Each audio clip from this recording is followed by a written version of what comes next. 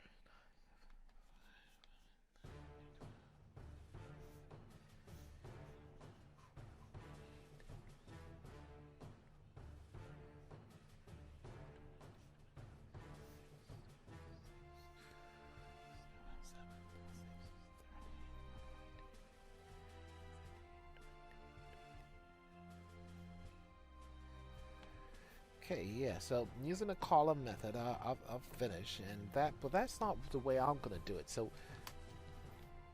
you got an answer? Got an answer on that one? We're looking at what would they have there? We're looking good on this one. Uh, Adding. How about I'm gonna start doing it. If you want to finish off, use the power of the pause. Use the power of the pause. You can pause live shows as well, and we'll catch up later on. That's perfectly fine. Remember, I'm involved in the. I try to get involved in the chat. It's difficult to chat and type. Well, to do the maths and all of that. But as far as possible, I'll have a look at the chat and try and pop in some points there. Okay, right. So what do we have? We have 500. I'm going to add the hundreds first. 500. And let me get a different color. This is the approach I want you to think about this as a strategy. That's 1100 there. Then I have 800 and 700. So that's 1500 there, 1500. And then we have the 900. And that they link quite nicely because as soon as I see the 1100 and the 900, well, that's going to be 2000. So 2000 plus the 1500, 2000 plus 1500 is what I have in terms of hundreds, and that would give me 3500. So that's the first total there. Then I'll go to the tens. So this is my hundreds. Now I should have put, let me stick with red. So the red, I've added the hundreds. Now I'm going to add the tens. In terms of the tens, 3, 7, 12, 12, where I lost myself, 7, 12, 12, 19, 19, and 7. 19 and 7 will give me 26. So what I'm getting there, have I done that right? 13, 13, and 5 is 18, 18, and 4 is 22, 25. So 25 is what we're going to get there, which will give me 25 tens is 250. Now, one of the things that comes up with this, and why you saw that pause there, let's just explain what was going on there. It's because I started adding the 3 and the 4, 3 and 4, 7 and 5, 12 and 6, 12 and 18 and 7, 25. But for a moment I paused because I was thinking, am I looking for my number bonds? Do you look for your number bonds? Do you take that moment to see if there's any number bonds? So for example, we had 3 tens and 7 tens. That will give me 10 tens. That's 100, 30 and a 70. Then there was the 4 tens and the 6 tens. That will give you another 100 there. And then you have the 5 tens left. So that's another strategy, another thing you want to be looking for, but it comes with experience, having that quick scan and seeing if you can find number bonds, which will make the adding even faster. Now note, I'm explaining, I'm doing what I call visible thinking, so I'm explaining everything, but if I was totally focused on actually doing the addition, those are the kind of things that will be happening in my mind as quickly as possible. It is always useful to look for a pattern before you just dive in to do it the long way, shall we say. Okay, so 250 there. And then the last thing I have to do is add the ones. So I would scroll up a little bit. I want to get the ones. I'm going to use green for the ones. And the ones you can get, we have 1 and 2 and 3. That's 6 and 4, 10. And 10 and 5, 15. So 15 is what I would get with the ones. Taking this approach, once we're finished with it, you'll find that actually the addition, there's no carrying over, which is the bit that potentially creates problems with your addition. What do I have? I have 5, I have 6 and 5, 6 and, what am I doing? 5 and 1 is 6, 2 and 5 is 7, and then we bring down to 3,000. So 3,765. 3,765. There are, this is a different, I'm not sure if this is not the way you go about doing your addition, maybe this is a strategy you want to add to your toolkit. How about add the hundreds, add the tens, add the ones, and then put it all together. You'll find it's a lot easier. Once there's a bit of, I suppose I'll use the word unlearning, because by default we know we practice and drill, many of us, the column method so much that sometimes it's difficult to let go and embrace new ideas. But I can assure you this technique, and there's lots of other techniques for addition, they're way more efficient than the column method, because it helps, it's how it fits in more with how you'll do questions mentally. And for a lot of addition, if you're not doing a calculated paper, you want to be employing mental methods. So something for you to think about there. Addition. Right, now, I just saw a spider. Spider's climbing up the wall behind me. Naughty, naughty spider. Okay. Right, let's go on to another one. Okay, let's go on to another one. And this one, a lot more reading. These questions, by the way, these are MOEMs. Maths Olympiad, that's a Maths Olympiad for elementary, that's elementary school and middle school. So elementary, that's primary schools in the US. Middle school runs like upper primary into, middle school is like upper primary into Key Stage 3 in the UK. I think that's a good, in terms of breaking it down for you. But if anybody in the US watching, do clarify my understanding of your system, but think it's like that. But these are Olympiad questions designed for students, so perfect for us, 8 to 13. That's the age group being targeted here. Right, so you have the chance to read this one. I think I'm going to start using this as a strategy more, where I'll do the question on paper and see, and then I'll do it. Right, so you're off on this one, okay?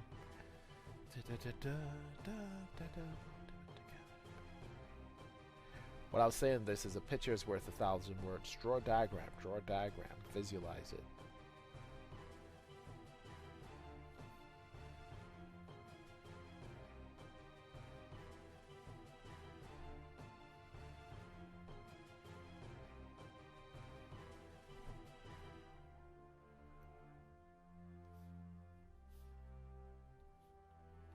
Okay. I'm sorted. Are you sorted? Did you get a chance to read the question in enough detail and get an answer for this one? Is it time for us to be talking? If you need additional time, the power of the pause the video, you continue, you finish your work, and then look at my discussion, see how that works out for you. And really remember, it's not just about the answers, it's about comparing methods, and just thinking about it's about developing different strategies, different ways of seeing things. That's really important if you want to become a good problem solver. For a question like this, I would always draw a diagram. I will always draw a diagram. So it's a rectangle. I'm seeing that it's a rectangle. I have the dimensions of the rectangle. It's an 8 by 12 rectangle. We're cutting it in half twice, first vertically, then horizontally. And I want the area of the new smaller rectangle. So I've highlighted the key information. That's the strategy you want to be using, because a lot of word problems are fluff. A lot of information, like Dwayne, doesn't matter who it is, doesn't matter, because it's just started. This whole question could have just started by a rectangle made out of, a rectangle is, it doesn't, or even a bit, it's made out of paper, and all of those things is just fluff. And you got to identify what's the key information needed to make a mathematical model. Take a real life problem, create a mathematical model. So we want to visualize this. We want to visualize our rectangle. Whoa, I did not expect the rectangle to look like that. I didn't even know. Oh, that's slick, using the highlighter to make a rectangle. But we just want a solid pen. So that's the rectangle I'm looking at there. Not in the right position. Okay, yeah, that would fit there. And what we want, and then that's the first rectangle. And we're cutting it, the dimensions, it's 8 by 12, so 8 is the width, 12 is the length. That's the way I would look at it. And the first cut is vertical, so I'm cutting down into half, going down in half. Come on, work with me, it's half. Which means I'm going to end up with a rectangle. I'm going to draw the second one. No, I'm going to put it in. I'll be good. And let's put in the second one.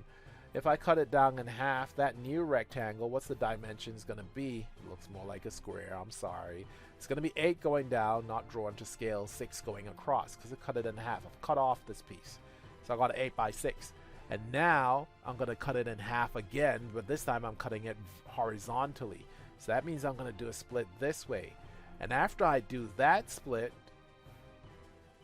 this is what I have now. That's my new rectangle, and my new rectangle is going to be, is game over for the area? Yeah, sorted on this one? Yeah, picture worth 1,000 words. We're going to have 6, but we're going to have 4.